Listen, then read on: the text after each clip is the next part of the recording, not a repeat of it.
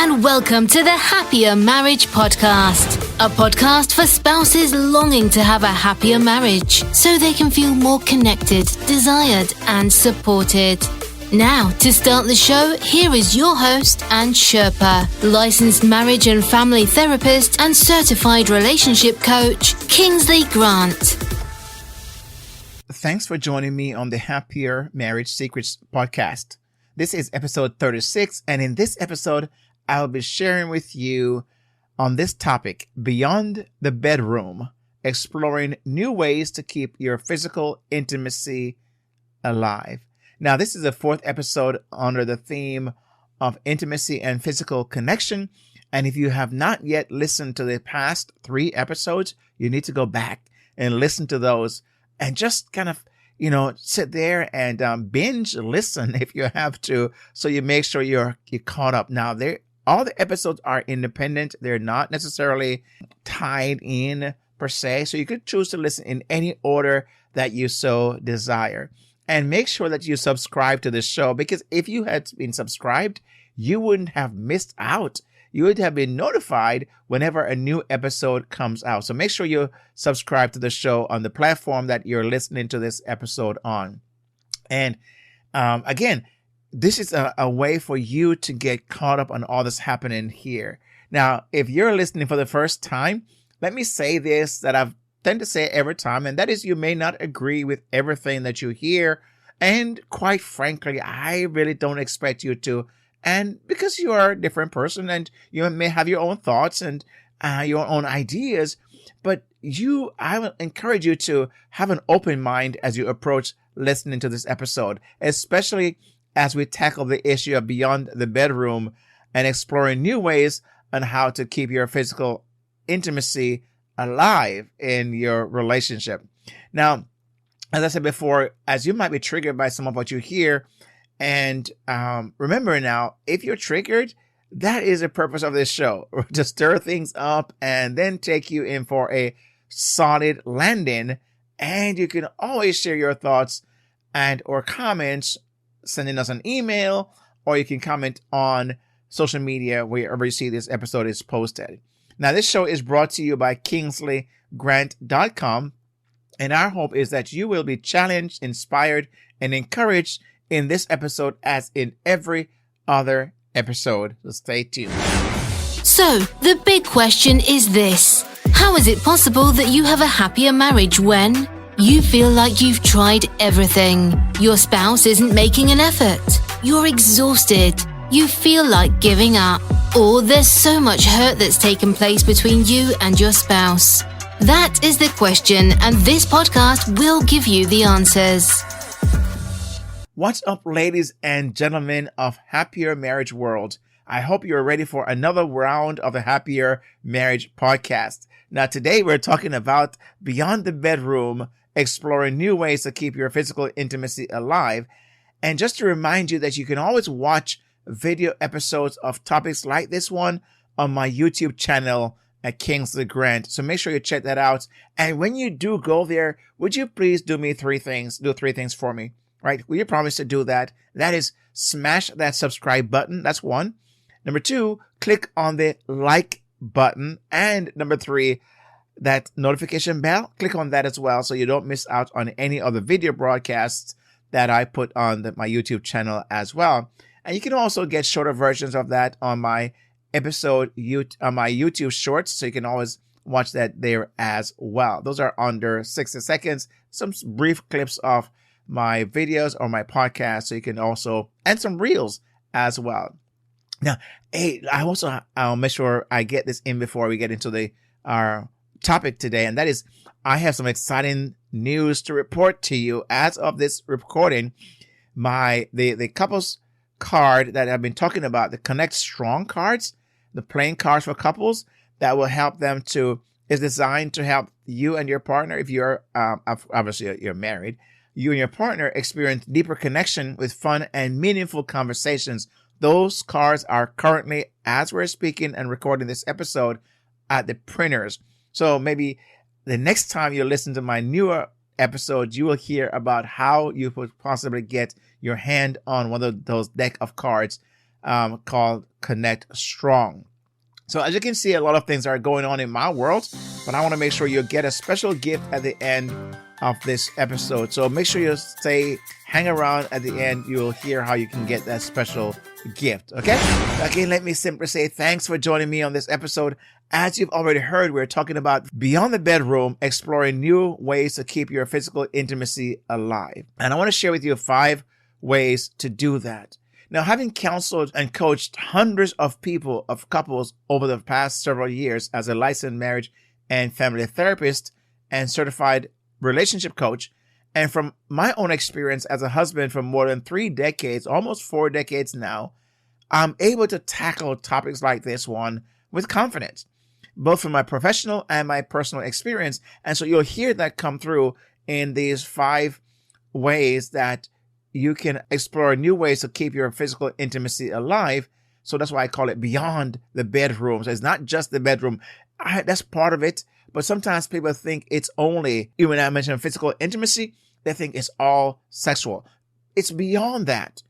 Because imagine if that's the only time you connect physically with your spouse. I mean, you'd have to be in your bedroom 24/7.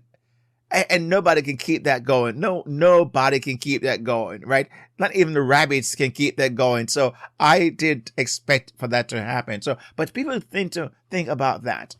And those individuals who only see sexual intimacy as it pertains to physical intimacy and it stops there, no wonder your marriage might be having some issues. No wonder your marriage needs some spark, or your marriage is lacking in some areas. There's more to the marriage than sex. If that's, I have countless number of couples who have said their marriage is just so boring. They just don't know what else to do because they're building it on sexual intimacy.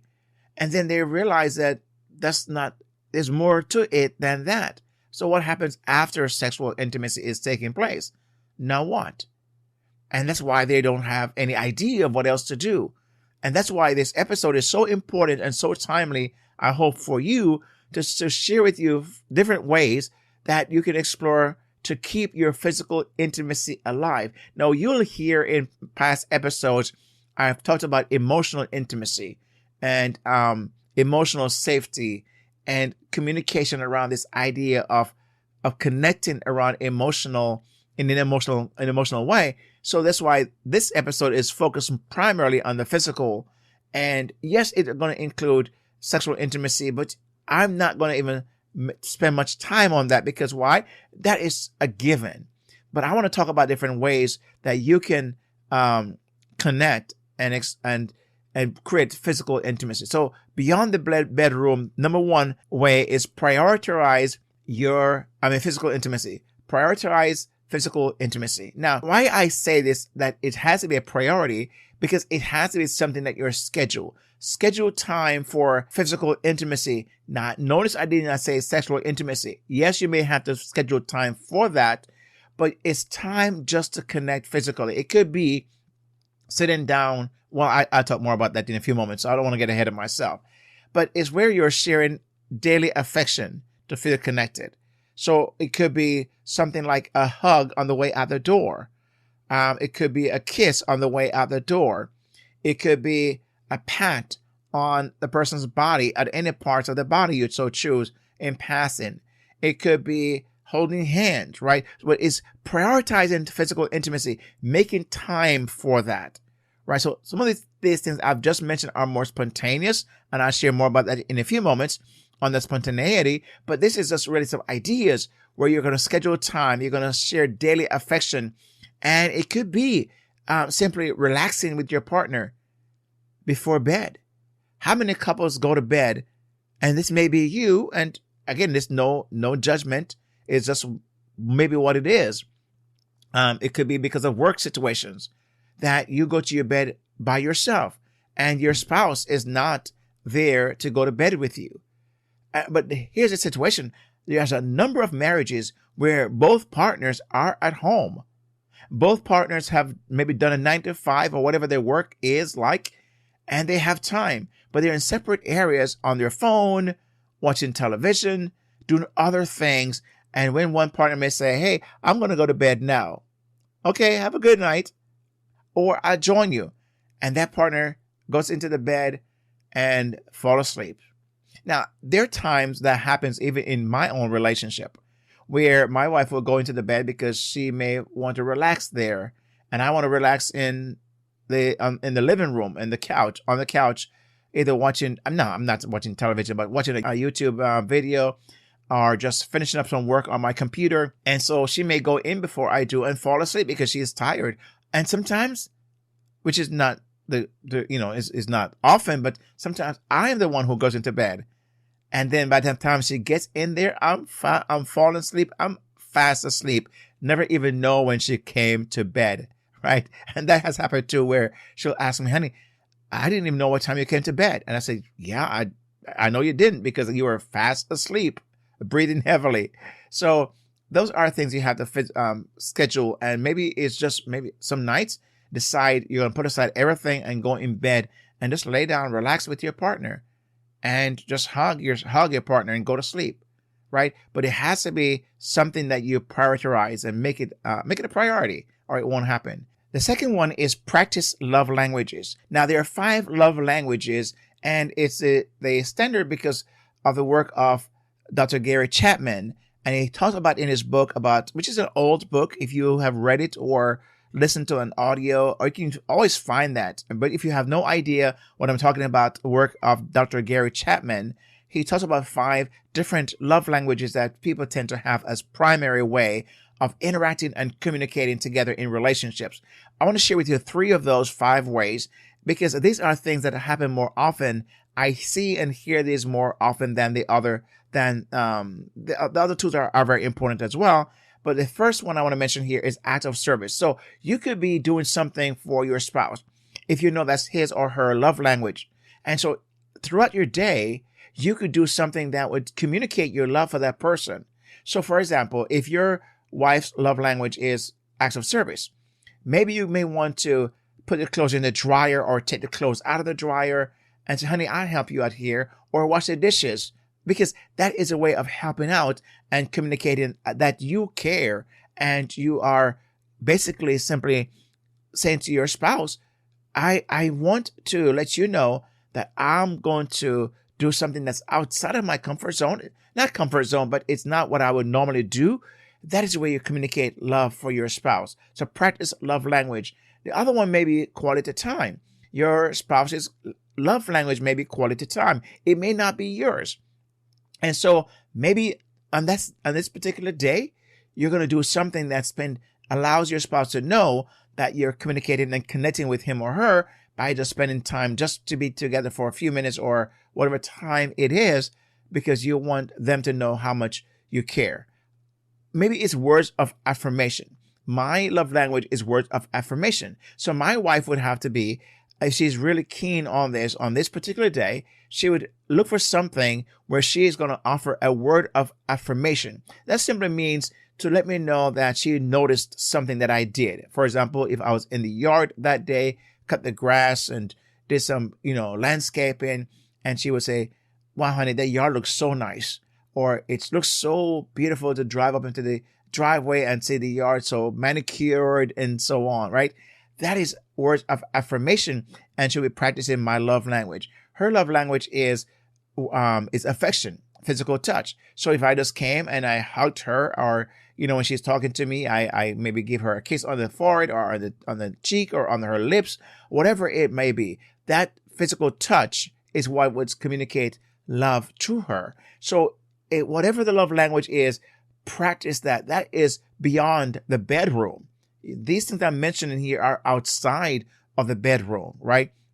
And so this is you can do throughout the day. Number 3, embrace spontaneity. I mentioned about being spontaneous earlier.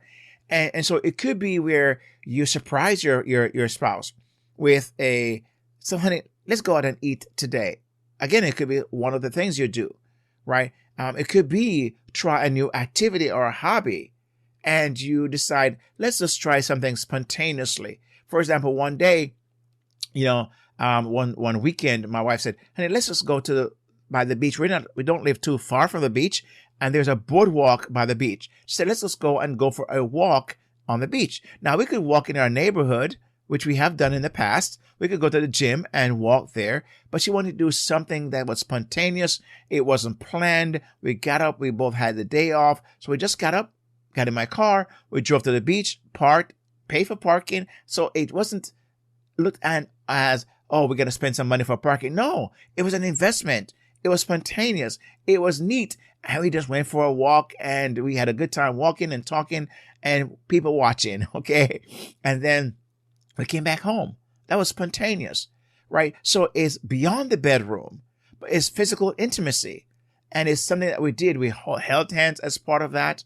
We stopped and took a break and just sat for a little while, look outside across the water, the horizon. That was spontaneous, right? Maybe it is something that you say on a date night, right? If you have a date night, my wife and I, we have a set date night each week, which is Friday evenings is our date night.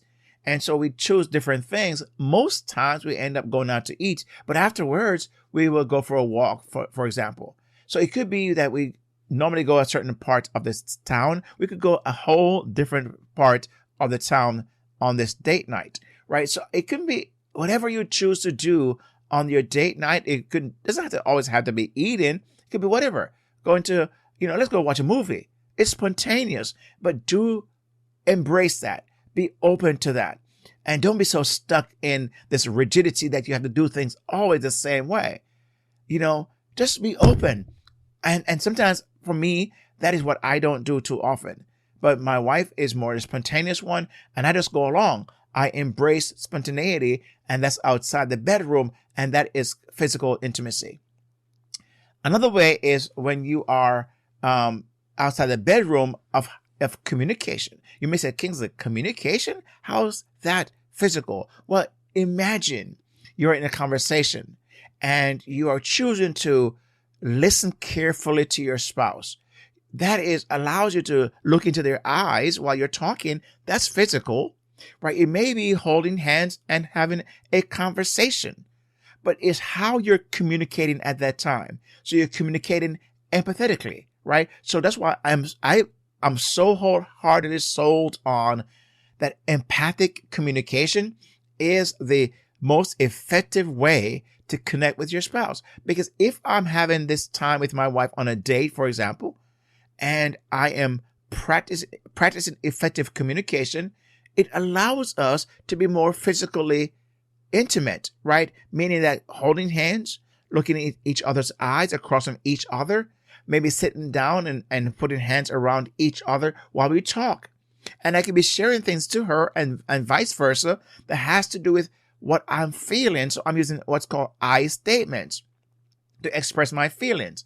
So I could say, I was disappointed the other day when something happened or when she said something, but I'm saying it in such a way that she doesn't feel that she has to be defensive or she had to pull away from me, right? So I'm empathizing, I'm empathetically in connecting with her through I statements and also avoiding any distractions during that time. That is a way to connect physically, even though it's communication, right? Because you can use communication to become the means to move into a more physical connection. Because if you don't have effective communication, I can guarantee you won't have physical communication at that time because body languages, right? You might be communicating through your body language that tells your spouse, I don't want to even be bothered with. So that has a lot to do with physical intimacy, right? So practicing effective communication is very, very important to physical intimacy outside of the bedroom. Now, of course, it can be included in the bedroom, but we're talking about outside the bedroom. And that's why we titled this episode, Beyond the Bedroom, exploring new ways to keep your physical intimacy alive.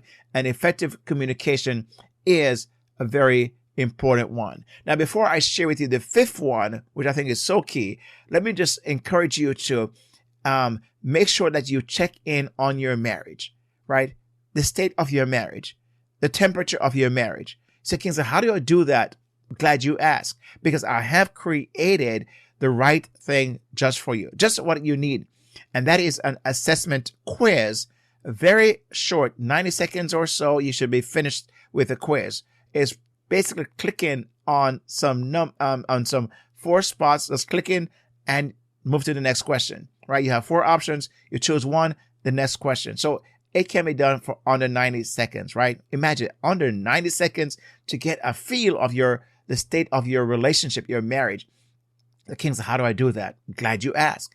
If you go to happiermarriagesecrets.com, happiermarriagesecrets.com/quiz. Simple as that. Just put quiz/quiz at the end of happiermarriagesecrets.com, and it will take you right there. And in 90 seconds or less, you'll be able to get a score, and the score will be explained to you. It'll take you, all of that will be done automatically. So go to happiermarriagesecrets.com/quiz and take the quiz today. Don't wait. Just go there as you're listening, put it on pause. If you need to, take the quiz and come back and listen to the 5th way to revitalize, to basically keep your physical intimacy alive beyond the bedroom. So what's number 5? Number 5 is revitalize the romance. Revitalize the romance. Now, how do you do that? Well, it could be something as simple as eating a meal outside, if possible. So, for example, if you have a home and you have a balcony, or you have a patio, someplace you could say get outside the house, even do a picnic style if you have to. Put some chairs on the grass if you have a small area, and decide to have a meal instead of inside around a table per se that's all set out. What if you take that meal and take it outside and sit down? If a nice evening, it could be romantic. You could have candles out there if you want to, but just something where you could do a meal outside. My wife and I sometimes do that, where we will just say, okay, she will say to me, let's take our meal outside, and we'll go out. We have a patio. We have like a little table. So that is it makes it much easier for us. So we'll just walk out our back door and sit down outside and have a meal. And we talk, and our little dog will come outside, and he'll just sit out there and just watch us and get, the crumbs that may fall from the table, or we may give him something, a bone here or there. So he will participate as well.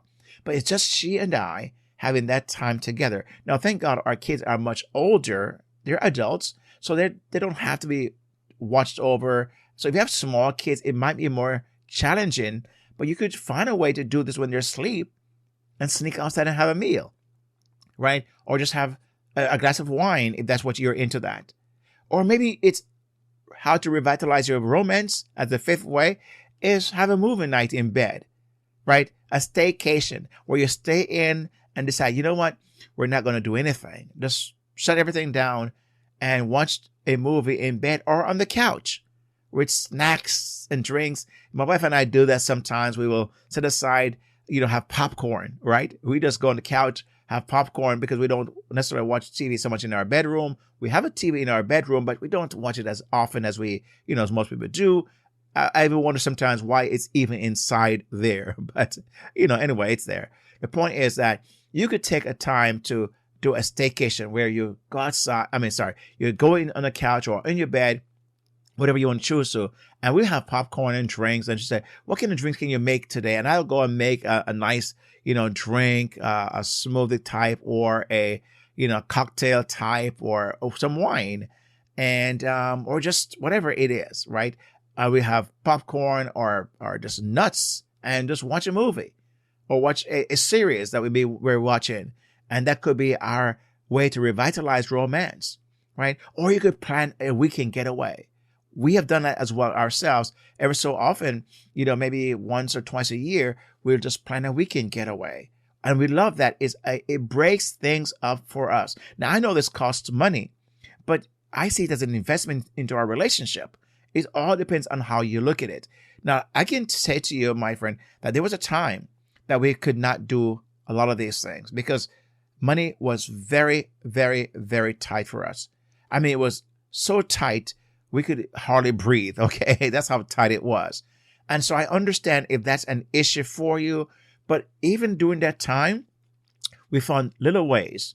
It could be a hot dog, right? It could be the staycation, it took place of a vacation, right? So we just staycate and we just do some stuff together. But it allows us to revitalize romance. So here are the 5 ways that I have outlined for you to keep your physical intimacy alive. Number 1, prioritize physical intimacy. Make it a priority. Number 2, practice love languages.